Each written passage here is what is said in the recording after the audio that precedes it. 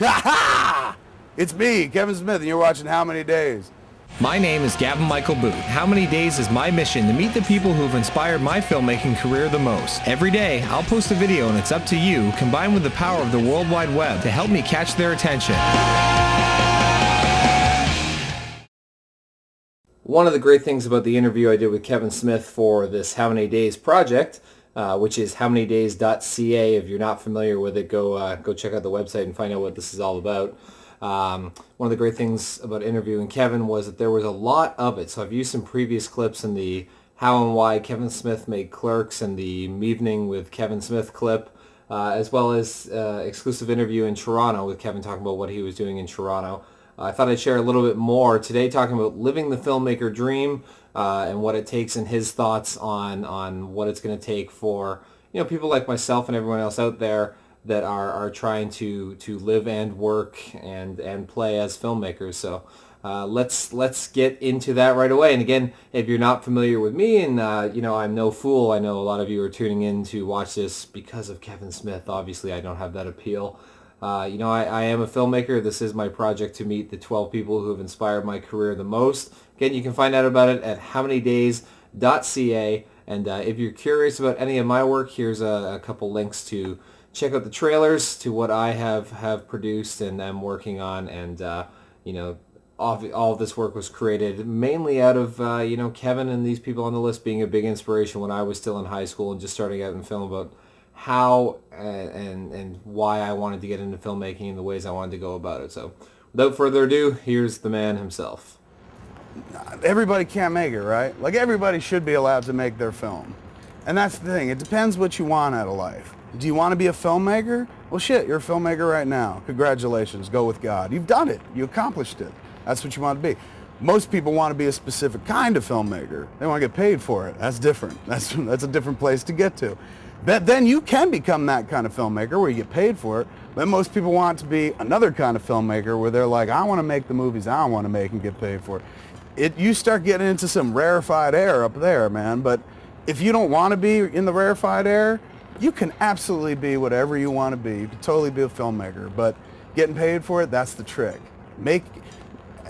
Being decent enough at the job, or interesting enough at the job, or compelling enough at the job, or new enough at the job that somebody's like, I'm going to give you money to go make pretend. Come back with something that we can try to sell.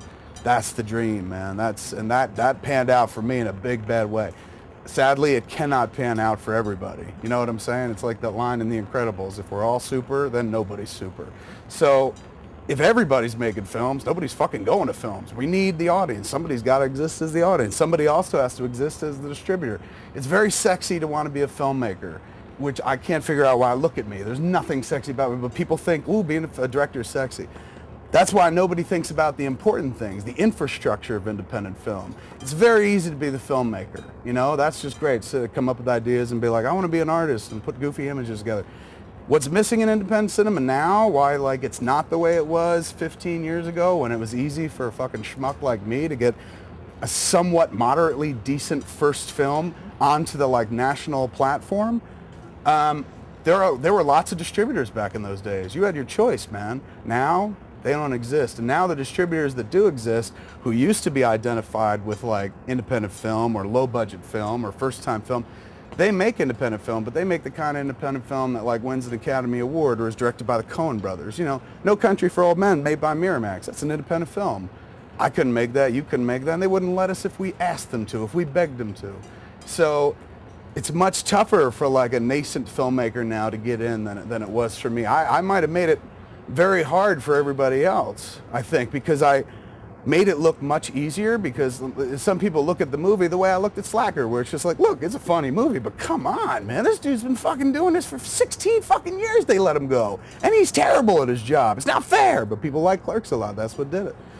So I get that some people don't they're not into what I do, but you got to respect that, I've been doing it for a while, so I do have something of an insight into the job, and I say what this job needs right now, more than filmmakers, are distributors. Somebody's got to be like, you know what, it'd be nice to be the guy who tells the story, the girl to tell their story and put it out there in the world and get it off my chest and be an artiste. somebody's got to get these movies into the public's hands, man. Somebody's got to be the go-between. Somebody's got to like publicize them. Somebody's got to make them into something, put them on a platform. That's what they need now more than anything else, I think, are young distributors. But in this economy, who the fuck is going to start a distribution company? Visit howmanydays.ca to find out who's on my list. I won't stop until I've met face to face with these artists.